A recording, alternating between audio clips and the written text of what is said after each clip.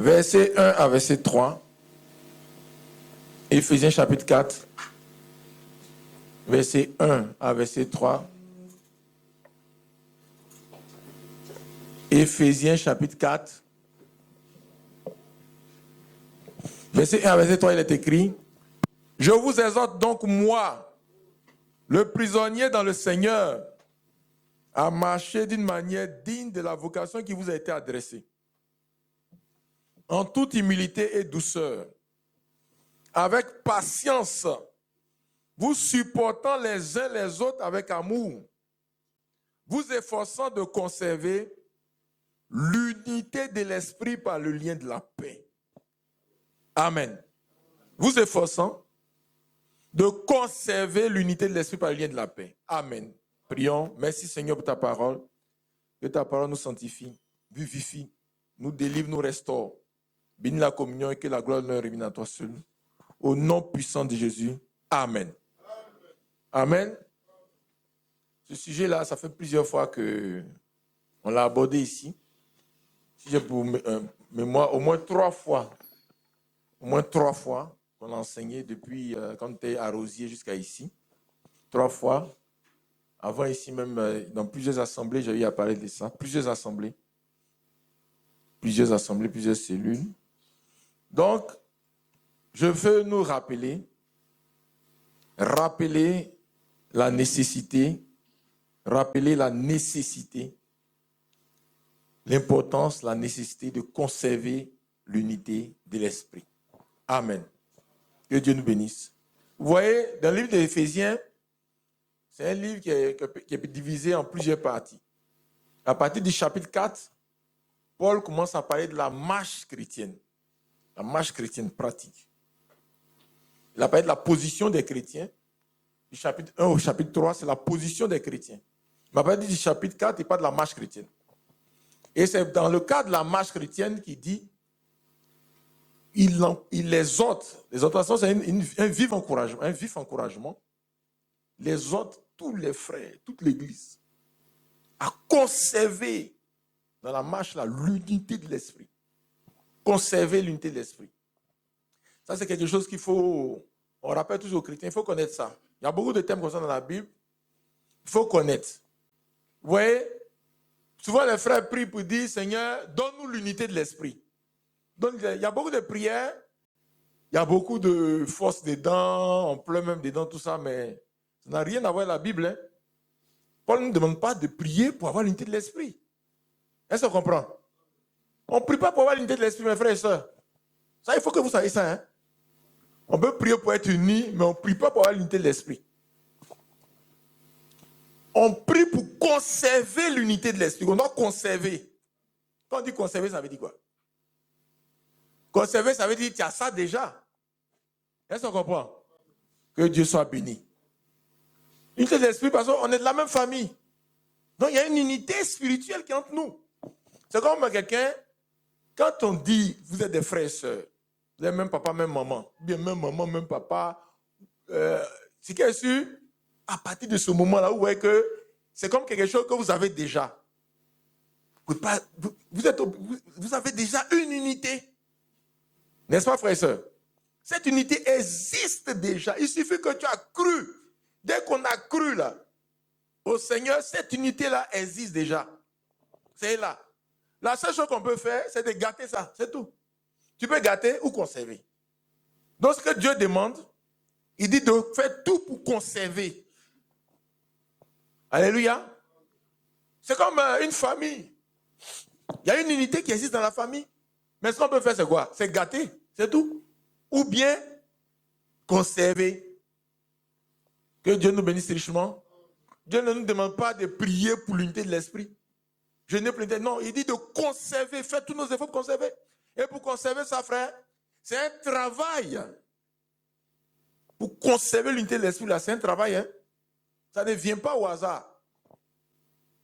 Ça ne vient pas simplement. Ça ne vient pas naturellement. Il y en a qui disent non, moi, je ne veux pas forcer. Ça doit être naturel. Non. Naturellement, là, il y a beaucoup de choses. Naturellement, c'est la colère. C'est insulter les gens. Le gars, il a brûlé le feu devant toi. Il t'a failli te cogner ta voiture. Tu le cites bien bon et puis ton cœur est tranquille. C'est ça qui est naturel. Il t'a fait du mal, tu lui rends ça. C'est ça qui est naturel. Mais pour conserver l'unité d'esprit, la Bible dit qu'il faut supporter. Quand on dit de supporter, là, on ne peut pas de supporter les mauvais types. Hein? Ce n'est pas de ça qu'on parle. C'est les frères, on entend parler. Quand il dit vous supportant les uns les autres, là, on ne dit pas supportant les faux types qui sont autour de vous. Non, non. On parle des frères. Le frère Digbeu, le frère, la sœur Célestine, le frère Emmanuel, le frère Paulin, ces deux on parle. On dit de les supporter. Ah, c'est comme ça les frères à chacun. Il y a un truc en tout cas qui énerve les gens qui se trouvent dans chacun. C'est pas ça? Ok. C'est ça on dit de supporter. La partie qui énerve là, on dit de supporter. Il dit, en toute humilité, il faut l'humilité. L'humilité, c'est le fait de reconnaître que c'est Dieu qui est en haut. L'humilité, c'est ça. Beaucoup de gens confondent la timidité avec l'humilité. Timidité, là, ce n'est pas l'humilité. Hein. Timidité, c'est les gens qui disent, moi, je ne suis rien. On dit, bon, va conduire la voiture. Non, moi, je suis trop petit pour la voiture. Il faut un vélo. Ça, c'est quoi ça? Ça, ce n'est pas l'humilité. Tu es en train de t'amuser. L'humilité, c'est de reconnaître que c'est Dieu qui est au-dessus de tout. C'est Dieu qui est grand. C'est lui qu'on considère. S'il dit saute ici, tu sautes. C'est comme ça. Il dit tu es roi, tu es roi. C'est comme ça. Tu marches comme un roi. C'est ça. C'est différent de la timidité. La timidité, c'est un faux sentiment. Ça vient du diable. Comme ça, Paul a dit à Timothée que l'esprit qui est en train d'agir en toi actuellement, là, et puis tu es là, tu ne veux pas faire les choses, tu te mets de ton côté, je me suis dans mon coin, moi je ne dis plus rien, je suis dans mon coin, il dit ça ne vient pas de Dieu. C'est un mauvais esprit, ça ne vient pas de Dieu. Tous les gens qui s'asseyent là, parce qu'on n'a pas ouvert la voiture, bien on n'a pas fait ceci, bon moi je suis dans mon coin, je ne fais plus rien, c'est un mauvais esprit. Ça n'a rien à voir avec l'humilité. Rien à voir avec l'humilité. L'humilité, c'est le fait d'accepter la place que Dieu t'a donnée. Quand Dieu t'a donné la place, c'est d'accepter. Le Joseph qui était esclave dans la prison, Dieu dit, je vais te mettre, tu vas dominer les frères. Là. Il a pris sa place. Il va venir dire, non, bon, ne vous prosternez pas. Non, il a pris sa place. Ils sont abaissés devant lui. Il a reconnu que c'est comme ça. C'est la place que Dieu lui a donnée. Quand tu reconnais la place que Dieu t'a donnée, là, tu es humble. Que Dieu nous bénisse. La Bible dit, dans la marche chrétienne, on doit faire tous nos efforts pour nous supporter. Supporter le côté qui est dans chacun qui est difficile. Chacun a un côté qui est difficile. Hein? Il faut lire dans la Bible, vous allez voir. Quand vous lisez la Bible de chaque serviteur de Dieu, vous allez voir. Prenez la vie de... Vous allez prendre de Pierre. Pierre, regardez ce que Pierre faisait. Quand les frères sont là, il est parmi les païens, il dit non frère, on est ensemble, il n'y a pas de pays. Burkinabé, Ivoirien, c'est la même chose. Dès que les Ivoiriens sont là, beaucoup maintenant, ils tournent, ils se mettent comme ça. C'est comme ça que Pierre faisait. Hein? Vous-même, vous n'avez pas vu cette partie-là. Il faut lire la Bible aussi. Hein? Il faut lire la Bible, mes frères et sœurs. On ne peut pas être chrétien sans lire la Bible. La Bible dit Pierre usait d'hypocrisie quand les Juifs sont là. Quand ils ne sont pas là, il fait comme s'il avait les autres. Il y a tout ça, c'est en nous. C'est en nous. Chaque caractère, il y a sa force et sa faiblesse. Dans chaque caractère. Dans chaque caractère, il y a la force et la faiblesse. Celui qui rit toujours là. Il y a des jours quand il rit, vous avez l'impression qu'il se moque de vous. C'est comme ça. Celui aussi qui ne rit pas. Si c'est funérailles, c'est normal, il ne rit pas, tout le monde le comprend. Mais on est content, il ne rit pas. On dit, mais celui-là, il n'est pas content de ce que notre truc a marché. Donc il y a toujours quelque chose. C'est pour ça que la Bible dit quoi? La Bible dit, en toute humilité et douceur, avec patience. Il faut savoir que pour que quelqu'un change, ça prend du temps. Il faut savoir ça. Et ça, vous savez combien de temps Dieu a pris pour enlever la fougue qui était en Moïse. Regardez Moïse. quand il était fougueux. Des choses comme ça, il allait tuer même un gars. Il allait tuer quelqu'un. Quelqu'un fait par là-bas, il ne sait pas. Il y a beaucoup de gens, quand les gens font par là, vous passez à côté, vous connaissez ça, non? Vous êtes à Djamé, les gens font, est-ce qu'il va séparer? Mais il y a des gens qui viennent séparer ça. Ils ont leur programme, hein, mais ils vont aller tel programme pour venir se mettre au milieu. Oui, mais qui a raison? Moïse était comme ça. Combien de temps Dieu a pris pour l'amener à ne pas chercher à rentrer dans les choses des gens? Combien de temps, mes frères et sœurs? Qui peut dire ça? Oui, micro, donne le micro à Boni, il va nous dire. Combien de temps?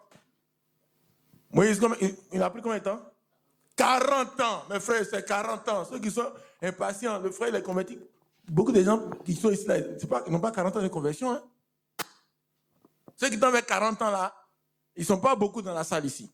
Il y en a, hein, mais ils ne sont pas beaucoup. Ceux qui ont dépassé, je veux dire. Je veux dire quoi, frères et sœurs? Pour changer un comportement, Dieu a mis 40 ans. Je ne dis pas son mari, hein, je dis Dieu. Dieu a pris 40 ans. Donc, ça veut dire que c'est que tu vois un frère, il faut te dire que ça n'a jamais changé. Il faut te dire que ça n'a jamais changé. C'est que tu vois un frère là. Il faut te dire que ça n'a jamais changé. C'est de ça on dit de supporter là. Avec douceur, humilité, tu reconnais toi aussi que tu as pour toi aussi. Avec humilité, douceur. Et puis la Bible dit, vous supportez avec amour et vous efforçant. L'unité de l'esprit ne sera jamais conservée sans effort, mes frères, c'est jamais. Pas possible. Pour qu'une église soit dans l'unité de l'esprit, on s'aime, on prie les uns pour les autres, et tout là, ça, il faut beaucoup d'efforts. Beaucoup même. Le pasteur doit faire beaucoup d'efforts. Les anciens doivent faire beaucoup d'efforts. Les frères, les sœurs, tout le monde.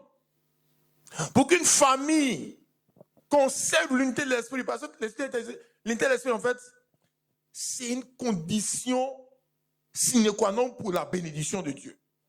Quand on lit dans le psaume 133, la Bible dit, quand il y a des degrés de David, et quand des degrés, vous savez, un degré là, c'était, il y avait des escaliers là pour monter dans la maison de l'Éternel. Et à chaque fois qu'on avance, il y a des réalités spirituelles qui sont mises en évidence. C'est ça qui sort dans les cantiques des degrés. Mais ça, ce n'est pas de ça qu'on va parler aujourd'hui. Mais ça, c'est un niveau aussi. C'est pour dire que ça, c'est un niveau. Ce qu'on est en train de faire là. Conseiller l'unité de l'esprit, c'est un niveau. Et l'église dans laquelle on est aujourd'hui, beaucoup d'églises sont mortes parce que ça là, c'était brisé. Hein. Beaucoup d'églises. Il peut y avoir des dons, il peut y avoir des ministères, des capacités, mais si l'unité de l'esprit n'est pas conservée, l'église ne pourra pas s'en sortir. Mais il peut y avoir très peu de dons, très peu de ministères. Mais s'il y a l'unité de l'esprit, l'église va monter en haut. Ça sera puissant. Il dit, voici qu'il est agréable, qu'il est doux pour des frères de demeurer ensemble. C'est comme l'huile précieuse qui répandue sur la tête, descend sur la barbe d'Aaron, qui descend sur le bord de ses vêtements. C'est comme la rosée de l'Hermon qui descend sur la montagne de Sion. Car c'est là que l'Éternel envoie la bénédiction, la vie pour l'éternité. Amen. J'ai passé beaucoup de temps pour essayer de comprendre pourquoi il dit l'unité de l'esprit. Il dit c'est bon pour les frères d'être unis. C'est là que Dieu envoie la bénédiction. Et puis il parle d'Aaron et sa barbe. Il dit, mais où est le côté des barbes d'Aaron qui rentre dans l'unité de l'esprit? J'ai cherché pendant longtemps. Hein? Que Dieu nous bénisse. Mais on en a parlé ici déjà, je crois. Ça veut dire que quelque part, en tout cas, ça veut dire qu'il faut beaucoup lire la Bible pour que le Seigneur, chaque fois, il donne chaque fois une révélation des choses sur le contenu. Alors, ce passage-là, le Seigneur dit, c'est là que Dieu donne la bénédiction. L'unité de l'esprit, c'est la condition. C'est la condition pour être béni. Parce qu'en fait, l'Église est comparée au corps de Christ. Un corps. La relation qui nous unit là, c'est la même relation qui unit les différents membres du corps. Ouais, la main, le pied, la tête, les oreilles, tout ça, c'est les membres du corps, sont ensemble. Quand vous voyez un homme, un corps humain, il y a la tête, les pieds, tout. Il n'y a pas quelque chose qui ressemble à son ami. Même les deux mains là, ce n'est pas tout à fait la même chose. N'est-ce pas? Chaque doigt, ce n'est pas la même chose. Les orteils, ce n'est pas la même chose. Voilà. Et Dieu dit dans Romains chapitre 12 et 1 Corinthiens 12 l'unité des chrétiens, le rassemblement des fils de Dieu, c'est la même chose comme l'unité des membres du corps. Les membres sont différents les uns des autres, mais les membres doivent être ensemble pour s'en sortir. Ils doivent être ensemble pour s'en sortir. Ils doivent être ensemble. Il peut y avoir des situations, mais ils doivent être ensemble. C'est qu'on donne beaucoup comme, qu'on appelle ça. Exemple, c'est la dent et les langues. La dent, non, la dent, les dents et la langue. Ils se mordent, mais il y a un qui mord toujours l'autre, ça c'est clair. C'est dents qui mordent toujours la langue, c'est pas la langue. Mais ils sont toujours ensemble quand même. N'est-ce pas? S'ils ne collaborent pas, on ne peut pas s'en sortir. Tout le monde est d'accord avec ça. Que Dieu nous bénisse. Si le bout de l'orteil, gros orteil, là, on appelle kotoku, quand tu cognes les petits cailloux enterrés, tout le monde a expérimenté ça au moins une fois dans la vie. Kotoku. Tu fais peut-être quand ça cogne, si ça a enlevé, là, la douleur là, jusqu'à ton oreille ici, tu sens ça. Ton oreille qui est au loin ici là, l'oreille sent la douleur de kotoku là. Tout le corps est mobilisé. Et Dieu dit, c'est comme ça que se trouve le corps de Christ. C'est comme ça que se trouve l'ensemble des chrétiens. Alléluia. Que Dieu soit béni. Maintenant, dans le passage, il dit, quand on verse l'huile sur la tête, ça se répand sur le corps. Mais c'est parce que le corps est uni. Que quand on met dans un seul endroit là, ça va partout. Parce que si le corps était séparé, là, la main dans son coin, tout le monde, si tu mets sur la tête, ça va pas partir partout. Mais comme le corps est uni, donc quand Aaron est positionné comme ça, là, on ne met pas l'huile sur tout son corps. On met sur la tête qui est Christ, et de la tête là, de Christ, là, tout le monde reçoit l'onction. Jusqu'aux pieds. L'onction couvre tout le monde. Et c'est pour ça qu'il dit, c'est là que Dieu amène la bénédiction. Donc quand l'unité de l'esprit est conservée, frère, on est bénis. Nous tous, on est bénis. Quand le Seigneur lance la bénédiction par Jésus-Christ, ça atteint tout le monde. Ça atteint tout le monde. Ça atteint tout le monde. Les frères, les soeurs, les familles, les foyers, tout le monde. Que Dieu nous bénisse. C'est pour ça qu'on doit faire tous nos efforts pour conserver l'unité de l'esprit. Il y a une relation qui est entre nous. C'est une relation spirituelle que Dieu même a créée. Alléluia. Tu peux gâter, on peut gâter ça. Mais la Bible fait tous nos efforts pour conserver. Il y a un effort à faire, effort physique, effort moral, effort spirituel à faire pour conserver. Ça ne vient pas au hasard. Pour que l'unité de l'esprit soit conservée dans l'église, là, il faut beaucoup d'efforts. Alléluia. Pour que l'unité de l'esprit soit conservée dans le foyer. Il y a des frères qui disent non. Ça, c'était avant quand les gens qui ne savent pas ce que c'est que le mariage, là, ils disent, si tu prends un frère rempli de Saint-Esprit, une soeur remplie de Saint-Esprit, tu le colles, il n'y a pas de problème, le mariage a lieu. Ce n'est pas comme ça. Hein? Ce n'est pas comme ça. Beaucoup de Saint-Esprit, même deux collés, vous allez voir, coup de poing me sortir dedans. Que Dieu nous assiste. Coup de poing même. Moi, j'ai vu, pendant un temps, on a organisé beaucoup de mariages. J'ai vu un frère, on les accompagnait à l'hôtel, et nous, la voiture était derrière. Ils étaient en train de faire parable devant nous comme ça. C'est du son robe blanche, puis la plus jolie veste là. Nous, on est derrière, on va à l'hôtel, et vous voyez, la voiture est derrière, donc on les voit par derrière là. Ils étaient en train de faire parable. On fait des rires et de couper gâteau, on met la main comme ça, l'autre met la main, il boit. Ils sont en train de faire parable dans la voiture. J'ai vu d'autres même, on a dû arrêter le visage pendant les photos. On est dans la salle, en train de manger dans la salle. Ils sont en train de faire parable. Donc on a oublié de leur parler, on chuchote. Il y en a qui disent non. Ils sont devant nous, hein. Que Dieu nous assiste. Donc l'unité de l'esprit se conserve avec des efforts. Mais c'est quand c'est conservé là, les bénédictions, ça va, il n'y a pas d'obstacle aux bénédictions. Tout ce que Dieu vous a promis, il veut vous donner la salve. Ça rentre comme ça. Que Dieu nous bénisse richement. Mes frères et sœurs, il y a beaucoup de choses qui attaquent l'unité de l'esprit. Beaucoup de choses. Beaucoup de choses. Quand on lit par exemple dans Exode 23. Dans Exode 23, Verset 1. La Bible dit, tu ne répandras pas de faux bruits, les rumeurs. La diffusion des rumeurs dans l'église, dans les familles, ça attaque l'unité d'esprit. Donc le Seigneur, quand il a rassemblé le peuple d'Israël, il a donné les 10 commandements, il a fini de donner les 10 commandements là. Il a dit, faites attention aux rumeurs. Aux rumeurs. Les rumeurs, là, ouais, ça circule avec la vitesse du vent. Qui contrôle le vent? La Bible, c'est le prince de la puissance de l'air. Satan. La rumeur, la vérité, pour que la vérité avance, beaucoup de combats. Quelquefois, pour que la vérité avance, vous êtes obligé de rencontrer chacun un à un. Pour que la vérité avance. Mais la rumeur, là, on n'a pas besoin de rencontrer les gens. Oh, ça va comme ça. Il suffit que le gars, quand on l'a salué, il n'a pas ri. C'est fini. Hein? Pour lui, c'est une confirmation. Quand j'ai salué le frère Marc, il n'a pas ri. Donc, ce qu'on a dit là, c'est confirmé. Il n'est pas content, c'est vrai, c'est confirmé, c'est confirmé. Je l'ai salué, il n'a pas ri, c'est confirmé. C'est confirmé. C'est confirmé. Mais qu'est-ce que c'est confirmé? En même temps, ça va comme ça. Hein?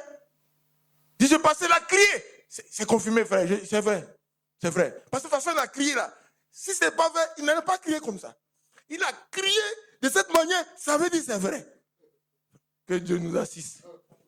La diffusion des rumeurs, le diable, il fait travailler ça comme ça dans l'église. Et souvent, comme on ne veut pas vérifier, on appelle quelqu'un qui peut être d'accord. C'est ici, j'appelle Marc, il risque de me poser trop de questions pour dire, j'appelle Emmanuel plutôt. Emmanuel, tu as vu, Emmanuel, c'est que tu viens de me dire, quand je mets ça avec ce que j'ai vu hier, les deux, plus ce qu'on voit actuellement, ça veut dire que c'est ça. Que Dieu nous assiste. Mais c'est les plans comme ça, le diable. C'est-à-dire, vous savez, frères et sœurs, quand vous arrivez à un niveau, un certain niveau spirituel, ce ne sont plus les grosses choses qui peuvent troubler l'église. C'est plus les grosses choses qui peuvent troubler. Le diable, c'est que toi, il ne peut pas te prendre pour aller chez une prostituée. Tu vas aller chez une prostituée comme ça, tu as 30 prostituées pour te balader dans le bassin. Le diable, c'est que tu ne peux pas arriver à ce stade. Donc, ce n'est plus des choses comme ça qui peuvent troubler maintenant. C'est les petites choses. Regardez l'église de Jérusalem. Ils étaient tous remplis du Saint-Esprit, Saint-Esprit authentique. Parlant en langue authentique, tout est authentique là-bas. Vous lisez du chapitre 1, des Actes des Apôtres, 2, 3, 4, c'est authentique. Où le trouble est venu? C'est la distribution des viandes. Les gens distribuant, ils commencent par les Hébreux, comme vous savez comment la distribution, les premiers là, ils choisissent leur morceau, ils disent 2 morceaux, 3, on veut faire un morceau pour que tout le monde ait 2 morceaux. 3. Donc on arrive aux hellénistes là, il n'y a plus assez de morceaux, il y a pas de poulet qui reste. Les cuits sont finis. Ils ont fait ça une fois, les gens disent bon, peut-être c'est une erreur. 2 fois, 3 fois, ils ont commencé à se plaindre. Une église remplie du Saint-Esprit avec les plus grands serviteurs de Dieu du monde. Tout ça réuni avec Dieu même et avec eux. L'église a commencé à être troublée. Ils ont dû faire des réunions spéciales. Ce n'est pas une réunion pour prier pour le feu, hein, que le feu descende. Non. C'est une réunion pour pouvoir bien distribuer les morceaux de viande. Ils ont dû choisir qui va distribuer les morceaux de viande. Et là, pour choisir la personne, là, on a cherché les gens qui sont les plus remplis du Saint-Esprit. C'était pourquoi, frère et soeur? Ce n'est pas pour aller prêcher pour délivrer une région. Hein. C'était pour distribuer les morceaux de viande. Pour que, quand on vérifie les morceaux, chacun a le même morceau. Que Dieu nous assiste. Ça veut dire qu'arrivé à un certain stade-là, ce n'est plus les choses dangereuses qui peuvent troubler l'église. C'est les petites choses, les rumeurs et tout ça. Et cette église aussi est attaquée par les rumeurs. L'église de Bassam est attaquée par les rumeurs. Les rumeurs, on voit les choses. Tout ce qu'on voit, mes frères et sœurs, il faut que je vous dise ici. On peut en parler. Tu vois quelque chose, ce n'est pas clair. C'est chez moi, les gens disent, non, il fait peur. Qui fait peur? Personne ne fait peur. Ou bien je fais peur. Voilà. Tu viens directement, mais il faut que je ne comprends pas. Je vois qu'il y a ça, il y a ça, il y a ça. Mais qu'est-ce qui se passe? Et puis on répond. Alléluia. C'est comme ça, frère Marc, qu'est-ce qui se passe? Il y a ça, il y a ça, il y a ça. Ou bien, frère Emmanuel. Alléluia. Les enfants peuvent venir, tonton, mais il y a ça, il y a ça, il y a ça. C'est comme ça. Que Dieu nous bénisse. On se parle franchement. Hein, Kétia? Tu as compris? Ok. Donc, c'est comme ça. Parlons-nous franchement. Et puis, si tu ne peux pas parler, il faut prier. Il faut prier. Ce n'est pas la peine de chercher son groupe. Chercher supporter. Il n'y a pas de match ici. Alléluia. On se parle franchement et puis on prie. Prions pour tout. On a appris à prier. Il faut qu'on prie pour tout. Il y avait une réunion, il y avait une réunion et le secrétaire de Dieu dit on va prier. Il y a un frère qui dit non, non, non. On va parler d'abord de prier. Non, la prière là, on n'a pas besoin de parler d'abord de prier. Ça, il faut savoir ça. Hein? Dans la Bible dit je veux avant tout que les gens prient. La prière vient avant tout. Il faut prier. Si tu peux parler à Dieu puis dire la chose là à Dieu devant Dieu, c'est que toi-même tu sais que tu es dans quelque chose qui est pas faux. C'est-à-dire tu te mets devant le Seigneur, tu parles de la situation, tu donnes les choses, Seigneur, voilà la situation, voilà. Si tu peux faire ça devant Dieu, c'est que tu n'es pas faux. Si tu as peur d'aller devant Dieu avec ça, c'est aussi que ça peut te permettre de savoir aussi qu'il y a quelque chose qui ne va pas. Que Dieu nous assiste. Mes frères et sœurs, regardez la diffusion. Il dit, tu ne répondras pas de faux bruits. Tu ne te joindras point aux méchants pour faire un faux témoignage. Tu ne suivras pas la multitude pour faire le mal. Alléluia. Que Dieu soit. Tu ne te mettras pas, tu ne te poseras pas dans un procès en te mettant du côté du grand nombre pour violer la justice. Que Dieu nous bénisse richement. Et regardez encore dans Romains chapitre 12, verset 10. Romains 12, verset 10.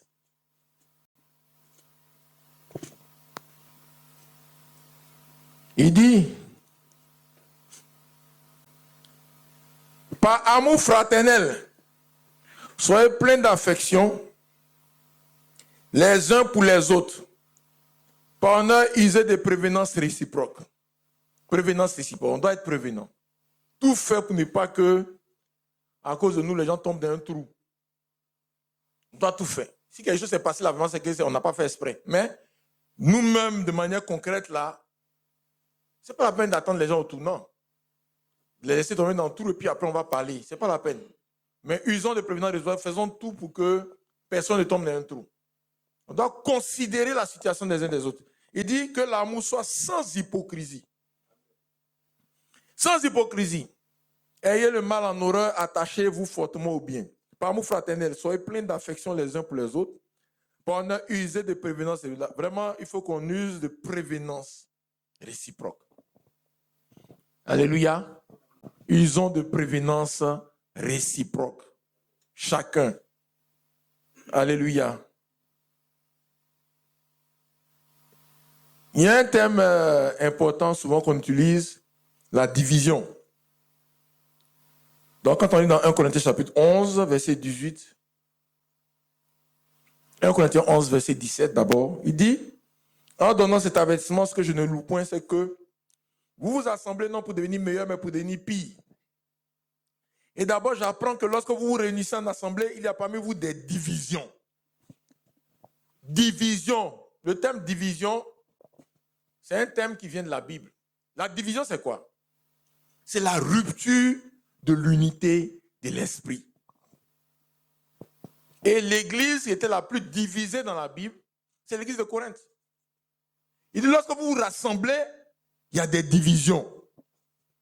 Donc la division dont on parle là, ce n'est pas le fait que les gens physiquement soient séparés. C'est-à-dire que moi, je suis dans le quartier phare. Marc est dans le quartier Congo. Donc, on est divisé. Ce n'est pas ça, hein, la division.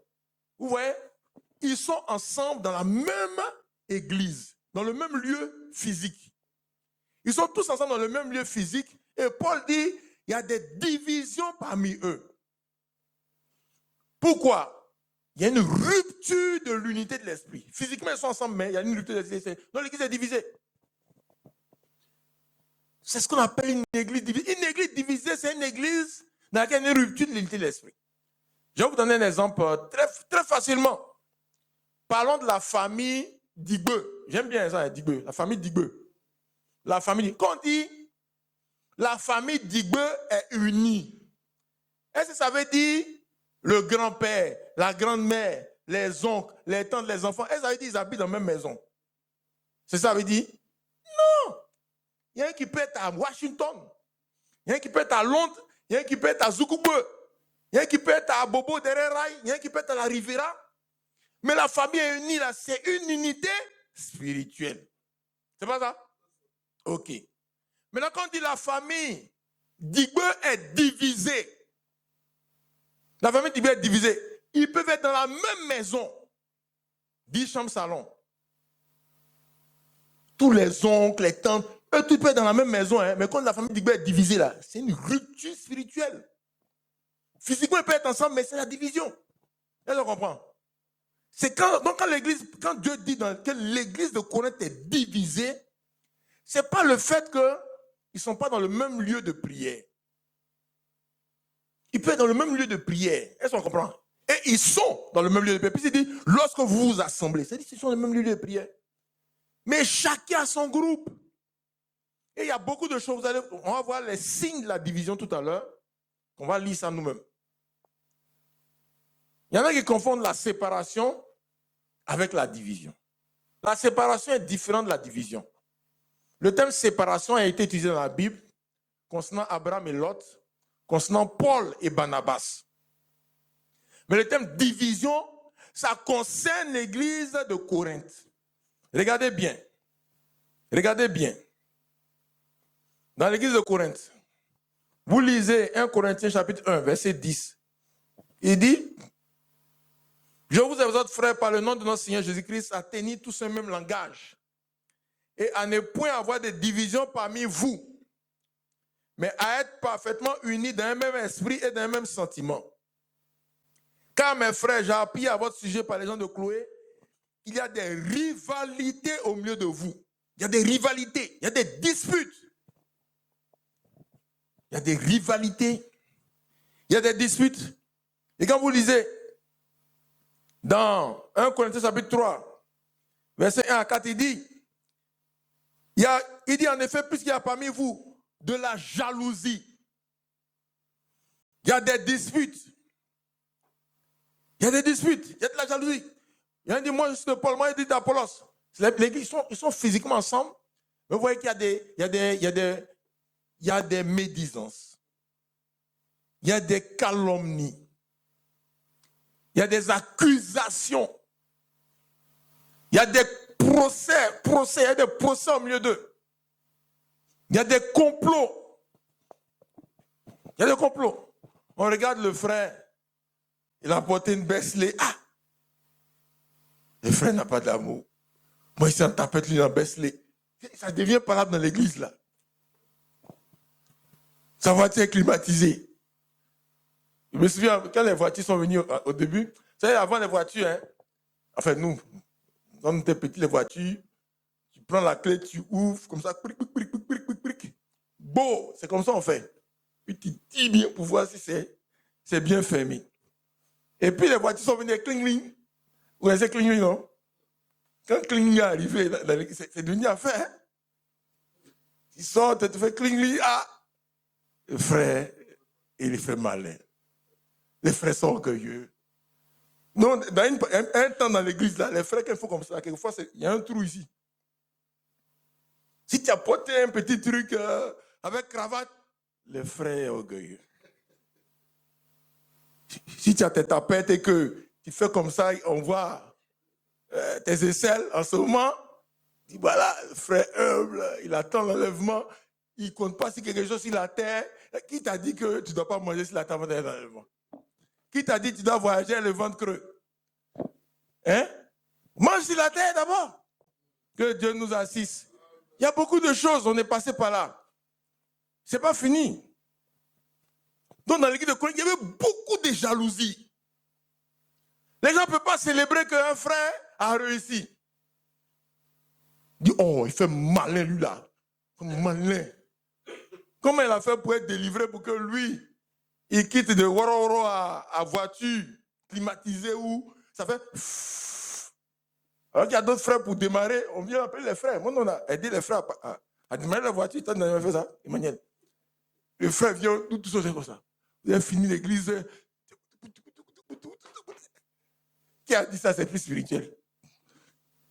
Que Dieu nous assiste. Il y a des gens qui ne poussent jamais. Et dans l'église de Corinthe, tout ça, ça faisait des palabres, des problèmes. Il y a beaucoup de jalousie.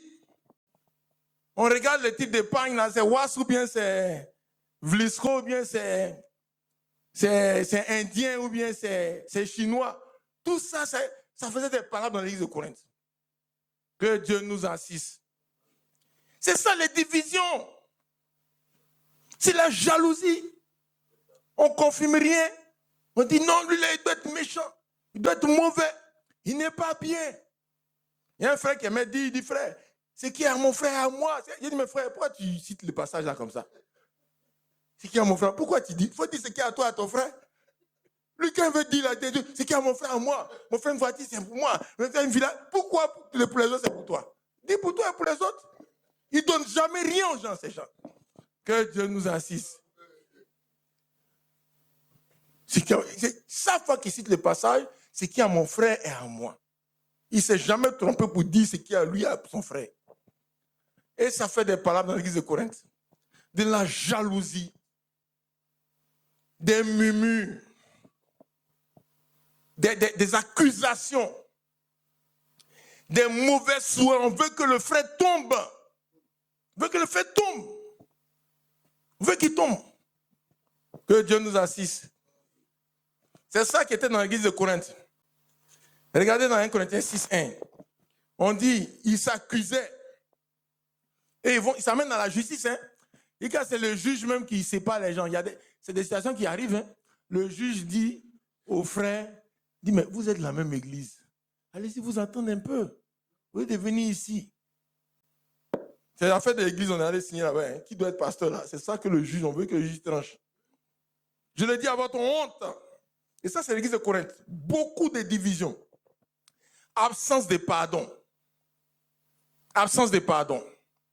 Accusation. Jalousie. Mensonge. Procès. Que Dieu nous assiste. Mes frères, tout ça, ça attaque l'unité de l'esprit. Et cette église-là, il y a beaucoup de problèmes parce que les prières ne sont pas exaucées. Il y a beaucoup de gens qui sont tombés malades. Quand ils font la Sainte Seine là, quand la Sainte Seine finit, il y a des gens qui tombent malades. Ils ont envie de prendre la Sainte Seine, ils sont malades. Parce qu'il y a trop, les cœurs sont chargés. Chargés inutilement par Satan. C'est Satan qui augmente le bagage. Et il y en a qui sont morts. On dit c'est la volonté de Dieu. Qui a dit que tu n'as pas encore fini de bien manger dans la vie, tu dois mourir? Qui a dit ça? Des gens qui meurent, selon Dieu, on dit ils sont rassasiés. Ils ont fini leur mission. Tu as fini ce que tu dois faire sur la terre, tu t'en vas. Là, vraiment, tu as fini. Même Jésus, il dit quand les gens disent non, Jésus, il ne faut pas aller ici, il dit non, lui, il va finir son travail d'abord avant d'aller mourir à Jérusalem. Et tant qu'il n'a pas fini son travail, là, quand les gens venaient vers lui, il a chicoté les gens à Jérusalem. Ils ont fui. Parce que son temps n'était pas encore arrivé. Chicoter les gens normalement. Ceux qui veulent savoir comment ça s'est passé, n'a qu'à imaginer aller à Djamé, au milieu à Djamé, et puis commencer à chicoter les gens parce qu'ils sont sur la route. Vous allez voir ce qu'ils vont faire de vous. Que Dieu nous assiste. Mes frères et sœurs, l'église de Corinthe était remplie de divisions. Remplie de divisions. Maintenant, c'est la rupture de l'unité de l'esprit, là, peut avoir lieu dans le foyer. Regardez dans le foyer. Dans le foyer, la Bible dit, on dit les femmes doivent être comme Sarah. Dans 1 Pierre chapitre 3, verset 6. Et les maris, on dit, montrez à votre tour de la sagesse dans vos rapports avec vos femmes. Maintenant, on dit en conclusion, qu'il en soit ainsi, afin que rien ne vienne faire obstacle à vos prières. C'est que si dans le foyer, il n'y a pas l'unité de l'esprit, là, beaucoup de prières sont pas exaucées dans le foyer. Le foyer, là, les prières ne sont pas exaucées. Beaucoup de frères qui ne savent pas pourquoi les prières ne sont pas exaucées, là, ils n'ont qu'à regarder de ce côté-là. Est-ce l'unité de l'esprit est conservé dans le foyer. Alléluia. On ne dort pas avec un péché, avec des palabres. Dans le foyer, on ne dort pas avec des palabres. Tu dois tout confesser avant de dormir. Tout. Chaque jour, c'est comme ça. Tout doit être confessé, brûlé par le feu, nettoyé par le sang de Jésus. Et puis on dort. Parce que tu commences à dormir là, le diable commence à travailler maintenant sur vous. À partir du moment où le diable vient la nuit vous voir, il voit qu'il n'y a pas de faille. Il va faire quoi? Il n'y a rien. Alléluia. Mais s'il vient la nuit, il voit que pour un morceau d'igname, il y a des failles. L'eau glacée, il y a des failles. L'eau chaude pour se laver, il y a des failles. Beaucoup de failles qui sont liées en mangeant. Ça aussi, ça met des failles. S'ils voient des failles comme ça, ils vont jouer avec votre foyer. Lancer les attaques partout. Lancer les attaques. Il y a beaucoup d'attaques qui sont liées à des failles dans le foyer. Il y a des failles. Donc, il dit, la femme doit être comme Sarah. Les hommes doivent avoir leur position. Sinon, il va y avoir des obstacles à vos prières. Que Dieu nous assiste. Regardez l'église de Jérusalem. Dans Actes chapitre 1. On dit, verset 14, tous d'un commun accord persévéraient dans la prière. C'est-à-dire qu'on ne peut pas dire que les gens sont d'accord sur tout. Vous voyez, l'unité de l'esprit, c'est différent de l'unité de la foi. L'unité de la foi, c'est lorsqu'on sera d'accord sur tout. Mais ça, la Bible dit que c'est un objectif qui va être atteint pratiquement quand on va aller près pour l'enlèvement. Hein. Aujourd'hui, là, on ne peut pas avoir une unité dans tout. Mais l'unité de l'esprit, là, c'est un état d'esprit qu'on doit conserver. C'est-à-dire, même si je ne suis pas d'accord avec mon frère sur ça, à la maison, on n'est pas d'accord avec le fait que, par exemple, la femme veut que la nappe soit rouge, le mari veut que la nappe soit blanche. Bon, à la fin, il faut que ce soit le chef qui décide, qui tranche. Le chef doit trancher pour dire si ça doit être rouge, blanc ou bien jaune. Si le chef a fini de trancher là, tu n'es pas d'accord avec la couleur qu'il a choisie, mais ça ne doit pas être un obstacle à l'unité entre vous. Est-ce qu'on comprend? Que Dieu nous bénisse. L'unité de la foi, là, il y a un moment où on va tout comprendre de la même manière, on va tout accepter de la même manière. Mais en attendant d'arriver là-bas, l'unité de l'esprit doit être conservée. Et quand il dit persévérer tous dans un commun accord, ce n'est pas qu'ils étaient d'accord sur tout. Mais au moins, ils étaient d'accord sur le fait qu'ils ne doivent pas avoir des jalousies entre eux, ils ne doivent pas avoir des critiques, des médisances, des calomnies, ils doivent se parler franchement. On dit que chacun parle selon la vérité à son prochain. Alléluia. Que les jeunes soient soumis aux anciens, les femmes soient soumises à leurs maris. Les maris aiment leurs femmes, les enfants soient soumis aux parents, les parents n'irritent pas les enfants. Tout ça là, c'est pour que l'unité de l'esprit soit conservée. Alléluia. On avance dans Actes encore. Chapitre 2, verset 1, la Bible dit, ils étaient tous ensemble. Le mot tous ensemble, ça veut dire l'unité de l'esprit était conservée. Parce que vous pouvez être physiquement là, mais les divisions, là, ce n'est pas l'unité de l'esprit qui est conservée. Mais là, on dit ils étaient tous ensemble. Alléluia. Actes chapitre 4, verset 24. Ils sont venus dire à leurs frères qu'ils ont été maltraités. On dit, lorsqu'ils l'eurent entendu, ils élevaient la voix tous ensemble et disent, Seigneur, toi qui as fait le... C'est-à-dire qu'ils ont prié comme on prie ensemble là. On dit, élevons la voix et prions. Mais vous voyez que, et tous ont élevé la voix. Mais qu'est-ce que la Bible a retenu? La Bible a retenu une seule prière. Ils sont nombreux qui prient pour un sujet. Mais quand ça arrive chez Dieu, Dieu entend une seule prière. Parce que ce n'est pas la récitation qu'ils sont en train de faire. Hein? Ils ne sont pas en train de réciter quelque chose. C'est tout le monde qui prie. Mais chez Dieu, c'est une seule prière. Je vous ai raconté l'histoire de la Coupe d'Afrique. C'est contre Zambie, là. C'est ça, non? Vous ne vous souvenez pas de ça? Il y avait une équipe qui avait fait accident, là. C'est Zambie, non? Et l'année suivante, ils sont allés en finale avec la Côte d'Ivoire. Je crois que c'était au Gabon. Et il y a un monsieur qui est venu dire, il y a un comédien là, souvent il dit des choses, mais ce n'est pas trop loin de la vérité. Donc le monsieur dit, en fait, les prières, c'est arrivé au niveau de Dieu. Dieu devait décider qui va gagner la CAN de cette année-là. Il y a Côte d'Ivoire contre Zambie. Donc, il a demandé aux Ivoiriens. On a écouté les prières des Ivoiriens. Il y a une partie des Ivoiriens qui disait la Côte d'Ivoire n'a qu'à gagner. Il y a une partie des Ivoiriens qui disait la Côte d'Ivoire n'a qu'à perdre. La Côte d'Ivoire n'a qu'à gagner, la Côte d'Ivoire n'a qu'à perdre. C'était comme ça, hein, la prière de la Côte d'Ivoire. Dieu entendait tout mélanger. Il y en a qui disent on n'a qu'à perdre même. 0. C'était la première année, la première Coupe d'Afrique du président qui est là. Donc beaucoup de gens ne voulaient pas qu'il s'en sorte avec une coupe. Donc beaucoup d'Ivoiriens disent on n'a qu'à perdre. Et d'autres disent on n'a qu'à gagner. Après, Dieu a dit, on va écouter la prière des Zambiens. On écoute les Zambiens disent, ah, tous nos joueurs sont morts. C'est les jeunes qui sont venus, on a réussi à arriver là, donc le pays va être consolé. Les Gambiens avaient une seule prière. Dieu entendait une seule prière de Zambie, c'est Zambie. Une seule prière. Mais pour Côte d'Ivoire, c'était mélangé. On n'a qu'à gagner, on n'a qu'à perdre. Le Seigneur dit, bon, le temps que les Ivoiriens s'entendent, il va donner cette année-là aux Zambiens. C'est comme ça. On a eu penalty, même on a raté. Contrairement à la coupe de la dernière fois, les Ivoiriens ont prié. Ils ont prié jusqu'à Dieu a changé. Il a changé ce qui était prévu. La dernière coupe là. Je vous dis, hein, les Ivoiriens ont prié jusqu'à ce que Dieu change.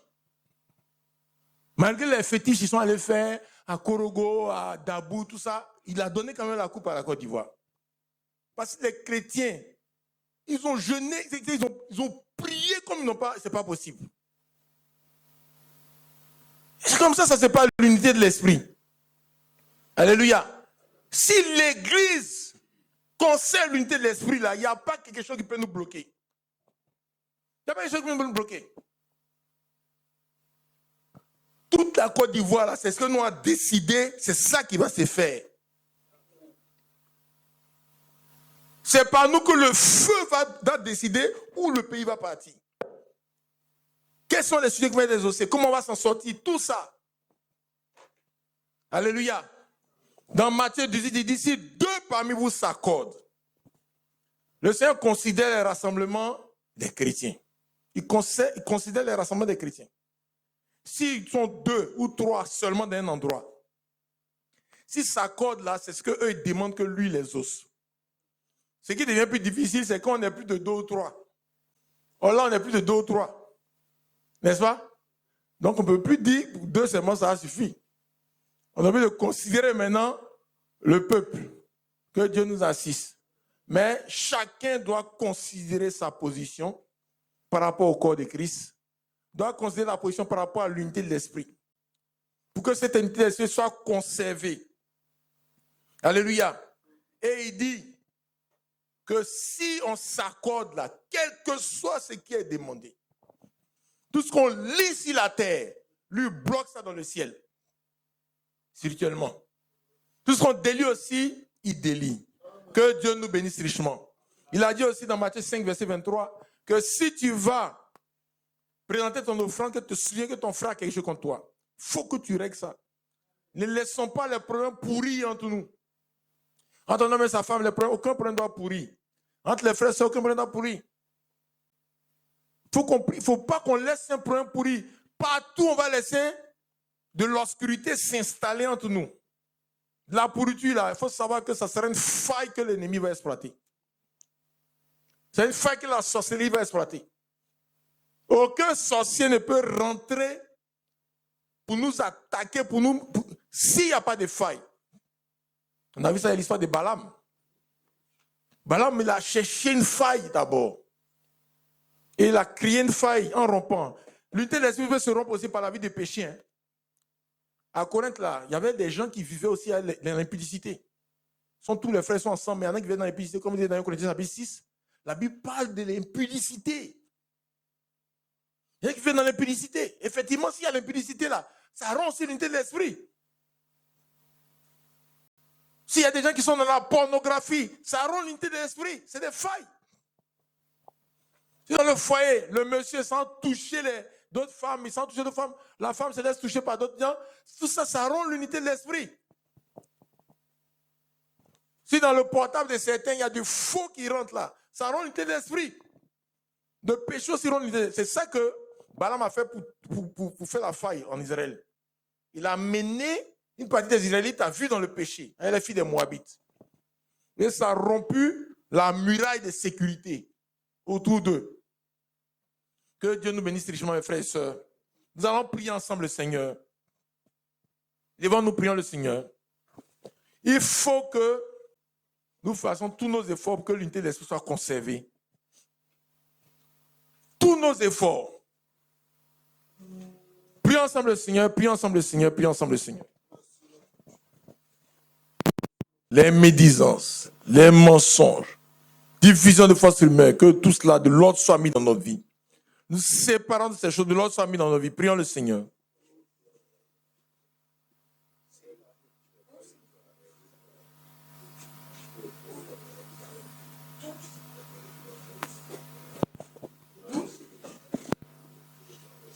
Mais il n'y a jamais un endroit où ils sont critiqués, insultés, gâtés le nom des gens, des autres. Il faut que nous conservons l'unité de l'esprit. Conservons l'unité, parce que c'est là que le Seigneur apporte la bénédiction à son peuple. Prions ensemble le Seigneur qui nous fasse grâce au nom de Jésus-Christ. Bon. Toute humilité et douceur, nous supportons les uns les autres avec amour, usant de prévenance réciproque. Prions vraiment pour nous, que Dieu fasse grâce dans cette assemblée-là, chacun de nous. Prions ensemble le Seigneur. La Bible dit enfin que les prières soient exaucées. Il faut que chacun garde la position. Il ne faut pas que des choses viennent rompre l'unité de l'esprit là, dans le foyer. Prions le Seigneur pour nos foyers, que Dieu lui-même, que tout soit clarifié, mis en ordre, afin qu'il n'y ait pas de failles et que l'unité de l'esprit ne soit pas rompue. Prions le Seigneur pour nos foyers.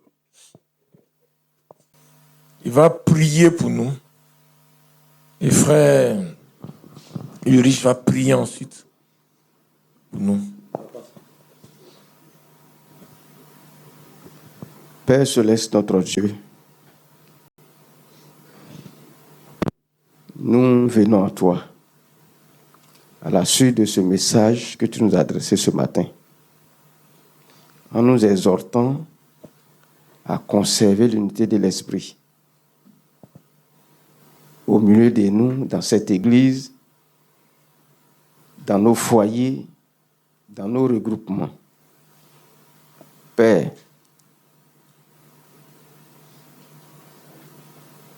nous avons besoin de toi.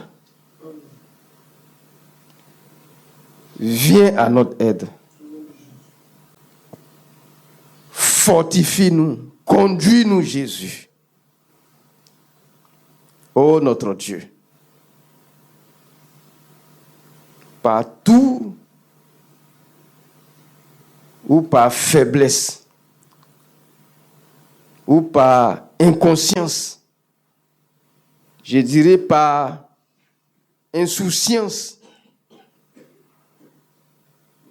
nous avons laissé l'avantage à l'ennemi.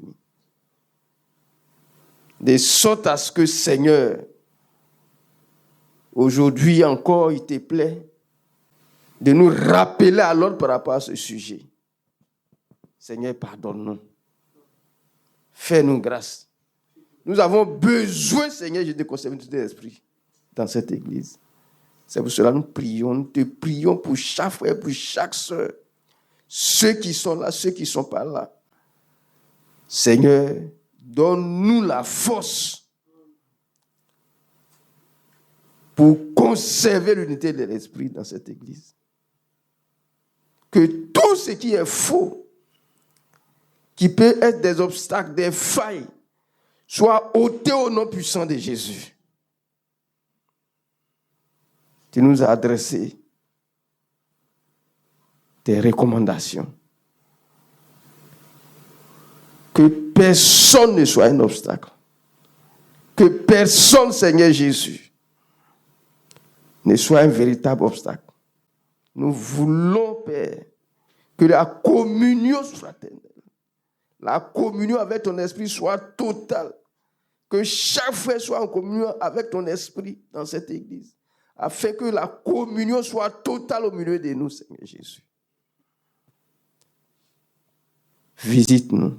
Aide-nous à avancer avec toi. Au nom puissant de Jésus, je t'ai prié. Amen.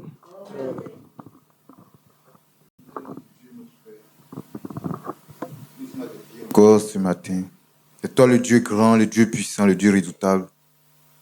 C'est toi, Seigneur, qui nous a appelés à sortir du monde. Entrer dans ton église. Seigneur, c'est ton projet. Et nous te disons merci pour l'interpellation de ce matin. Nous sommes tes enfants. C'est toi qui nous instruis. Tu nous permets d'avancer comme tu veux. Merci pour la lumière que tu donnes encore ce matin. Nous voulons nous remettre totalement. Rien te cacher. Nous te prions de venir au secours de chacun de nous et que ta main puissante nous tienne par la main. Oh Dieu, tous les aspects cités aujourd'hui, Seigneur, nous prions que tout ce que ton doigt a touché, que tu nous donnes de mettre de l'ordre dans le nom puissant de Jésus. Que tu donnes à chacun de mettre de l'ordre, à tous les niveaux. Et que, Dieu Tout-Puissant, toi seul tu sois élevé. Nous remettons totalement tes mains. Tous ceux qui sont faibles, soutiens-les. Tous ceux qui sont forts, soutiens-les également. Et donne-nous d'avancer. Nous comptons sur toi seul. Amen. Amen. Nous allons prier ensemble le Seigneur. Partout où l'ennemi a profité des failles pour essayer de rentrer dans l'église, rentrer dans nos foyers, rentrer dans nos affaires, pour bloquer des situations, pour attaquer des situations, pour attaquer notre situation, que le feu le dégage au nom de Jésus-Christ. Tout soit nettoyé par le feu de Dieu au nom de Jésus-Christ. Prions le Seigneur. Ce qui est péché caché, tout ce qui est péché chronique, esprit de mensonge, de diffusion de fausses informations, de critiques, de médisance, de calomnies, que le feu nettoie ça loin de nous au nom de Jésus-Christ. Tout soit dévoilé, nettoyé par le feu, par le sang de Jésus. Prions le Seigneur. Deux d'entre vous s'accordent.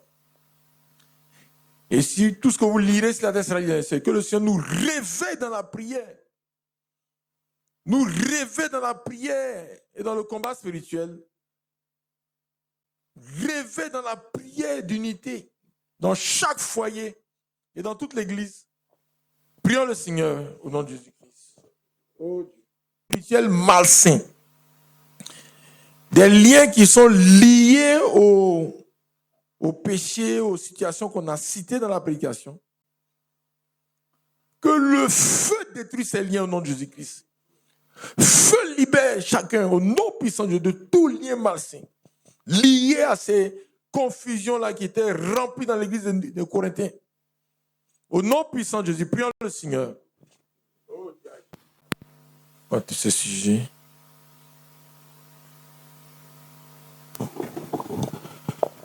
Notre Créateur, je peux encore témoigner ce matin que tu nous aimes. Tu as parlé à ton Église, à ton peuple. Chaque responsable de chaque foyer ce matin,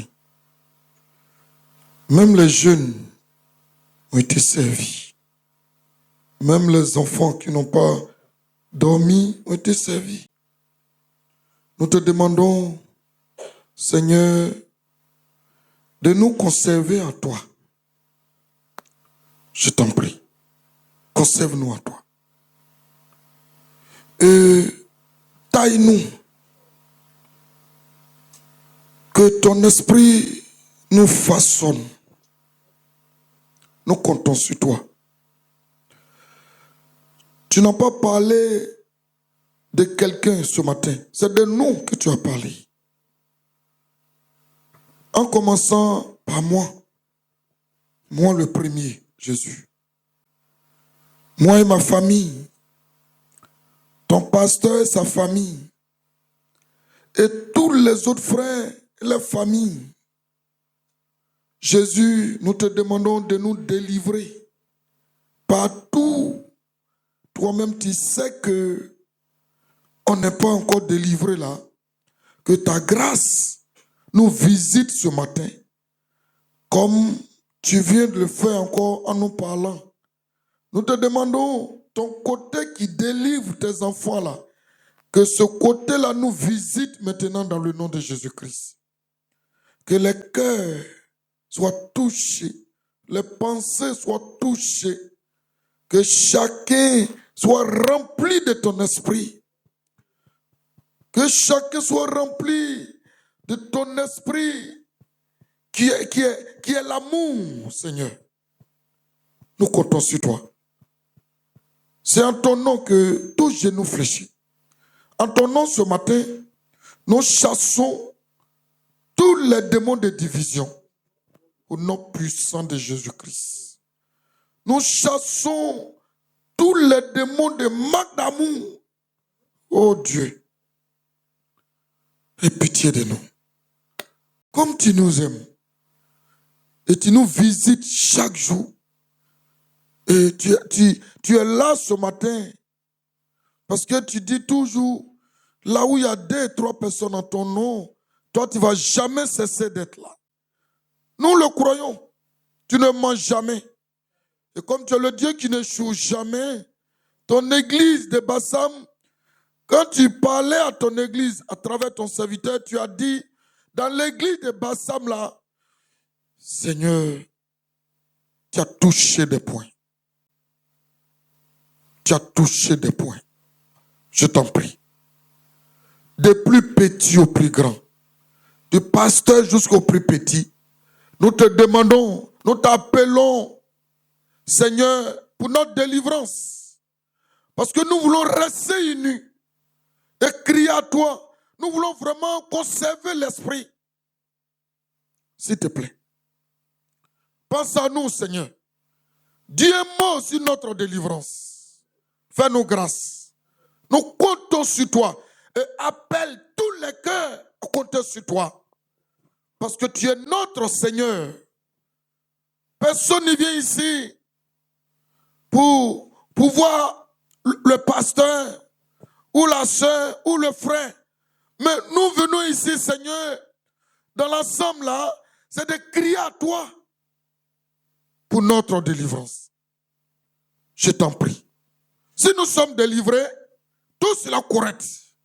Si nous sommes délivrés, la vérité sera en nous. Nous te demandons sincèrement que tout ce qui est semblant d'aimer, tout ce qui est de critique, Jésus, que chacun soit façonné. Je t'en prie. Les nouvelles personnes au milieu de nous aujourd'hui, qui ont été servies, Seigneur, s'ils se retournent là, qu'ils se retournent avec ce que tu as prêché ce matin. C'est une bonne nourriture que tu nous as donnée. C'est une nourriture de délivrance que tu as donnée ce matin. C'est une nourriture de conservation que tu nous as donnée ce matin. Nous comptons sur toi. Souviens-toi de nous chaque jour, comme tu as fait aujourd'hui. Bénis-nous richement. Délivre-nous. Souviens-toi de ton serviteur par qui tu es passé. Nous comptons sur toi. Souviens-toi aussi de tous les foyers chrétiens. Tous les foyers chrétiens. Ces foyers-là ont besoin de ce message-là. C'est un beau message. Merci, encore merci pour tous tes bienfaits. Dans le nom de Jésus-Christ que tes enfants ont prié. Amen. Amen. Merci Seigneur. Tout est bien fait. Ton peuple est devant toi, chacun d'entre nous. Que tu sois glorifié au milieu de nous. Que ton nom soit glorifié. Et que l'on sache que c'est toi qui es Dieu, il n'y en a point d'autre. Dans tout ce pays, glorifie ton nom dans l'Église et dans tout ce pays au nom puissant de Jésus. Amen.